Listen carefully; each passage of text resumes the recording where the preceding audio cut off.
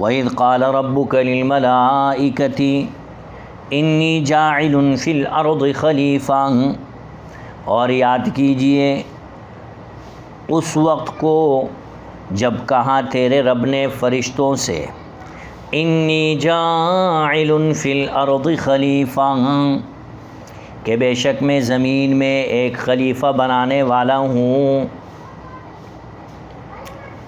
یہاں سے ایک اور نعمت کا ذکر فرماتے ہیں اللہ تعالیٰ، حضرت آدم علیہ السلام کو پیدا کرنا اور انہیں تمام فرشتوں پر فضیلت کا دینا، یہ نعمت کل ہے کہ جو کل اولاد آدم کو شامل ہے۔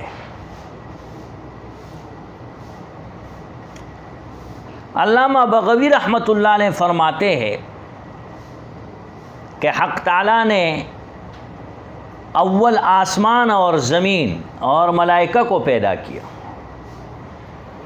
پہلے اللہ تعالیٰ نے آسمان، زمین اور ملائکہ کو پیدا کیا۔ ملائکہ کو آسمان میں اور جنوں کو زمین میں بسایا۔ جن ایک مدت دراز تک زمین میں آباد رہے، ایک لمبے عرصے تک جنات زمین میں رہے۔ پھر جنات میں حسد، عداوت، بغض، کینہ، فساد، خون ریزی، قتل و غارت گیری شروع ہو گئی۔ تو اللہ تعالیٰ نے فرشتوں کا ایک گروہ زمین کو ان فسادیوں سے اور ان قتل و غارت گیری برپا کرنے والوں سے پاک کرنے کے لیے بھیجا۔ ان فرشتوں کو جو دنیا میں بھیجے گئے، شریر جنات کو دنیا سے پاک کرنے کے لیے، کہیں دنیا سے ہٹ جائے اور چلے جائے، دنیا پاک ہو جائے ان شریر جنات سے۔ وہ فرشتے جنت کے محافظ تھے۔ کہتے ہیں کہ ان کا سردار اور مرشد عزازیل تھا، ابلیس۔ یہ سب کے سب اللہ تعالیٰ کے حکم سے زمین پر اترے۔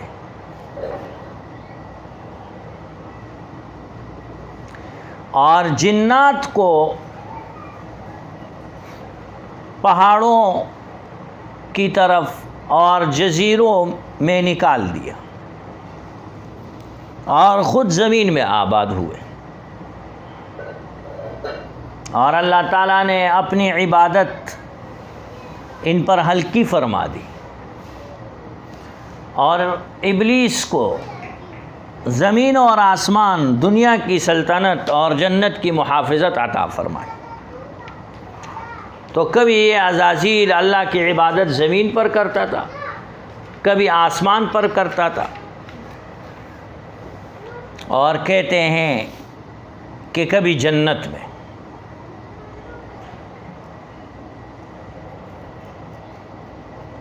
سب فرشتوں میں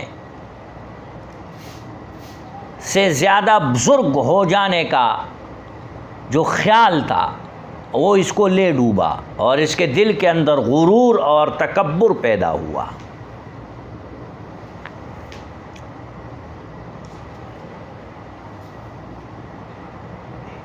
اور اپنے دل میں یہ کہنے لگا کہ مجھے اللہ تعالیٰ نے جو یہ سلطنت اور مرتبہ عطا کیا ہے، یہ اس لیے ہے کہ دیکھو میں بہت بڑا بن جاؤں، بزرگ بن جاؤں، تمام فرشتوں کا سردار ہو جاؤں۔ انی جاعل فی الارض خلیفہ، یاد کرو اس وقت کو جب کہا تیرے رب نے فرشتوں سے انی جاعل، کہ میں بنانے والا ہوں، فی الارض، زمین میں، خلیفہ،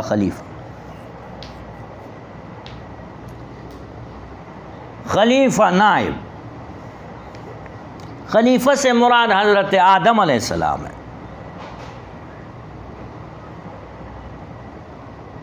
کیونکہ وہ احکام الہیہ اور ضوابط کے اجرا اور بندوں کی ہدایت اور انہیں اللہ تعالیٰ کی طرف دعوت دینے اور مراتب پر فائز کرنے کے لیے اللہ تعالیٰ کی طرف سے خلیفت ہے۔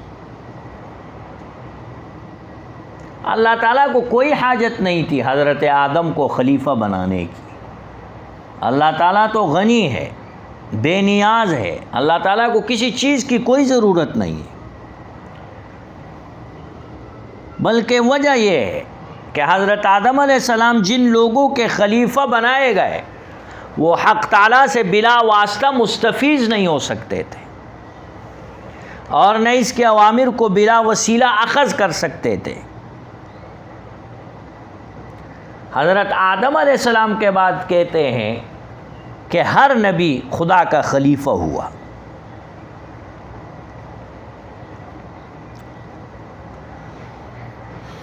قالوا، فرشتوں نے عرض کیا، یہ تعجب کے طور پر عرض کیا، اعتراض اور حسد کے طور پر نہیں، کیونکہ فرشتوں کی شان میں اللہ فرماتا ہے بل عباد مکرمون، یہ تو معزز لوگ ہیں۔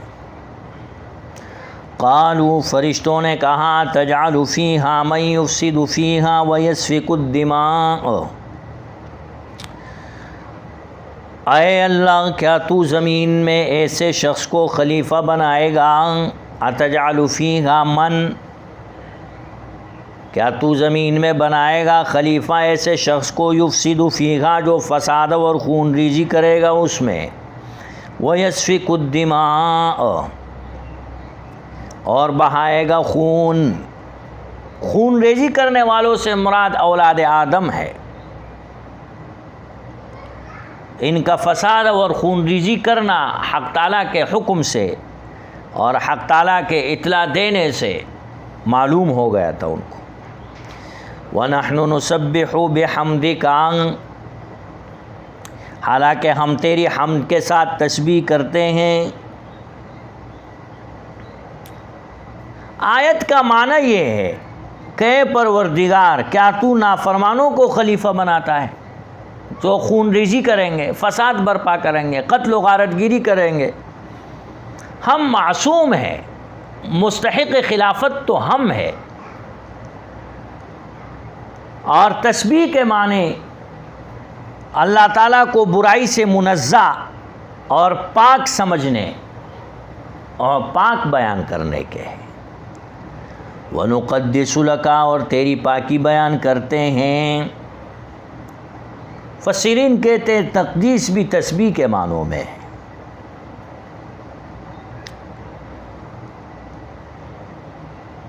گویا فرشتوں نے عرض کیا کہ آدمی فساد کریں گے، خون ریزی کریں گے، قتل و غارت گیری کریں گے، لڑائی جھگڑے کریں گے، پوٹ پڑ جائیں گی اس میں، حسد کریں گے، نفرت کریں گے، عداوت اور دشمنیاں کریں گے آپس میں، اور ہم ان کے مقابلے میں تیری تسبیح اور تقدیس کرتے ہیں۔ حدیث میں ہے کہ رسول اللہ مبارک سے کسی نے عرض کیا کہ حضرت کون سا کلام افضل ہے؟ فرمایا جو اللہ تعالیٰ نے اپنے فرشتوں کے لیے اختیار فرمایا، اور وہ یہ ہے سبحان اللہ و بحمدہ۔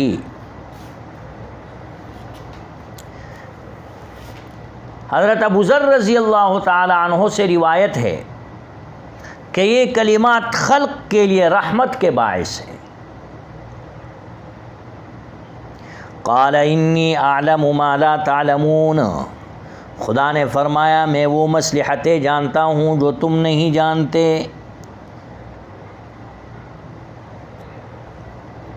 میں وہ مصلحت، وہ چیز جانتا ہوں کہ جو تم نہیں جانتے۔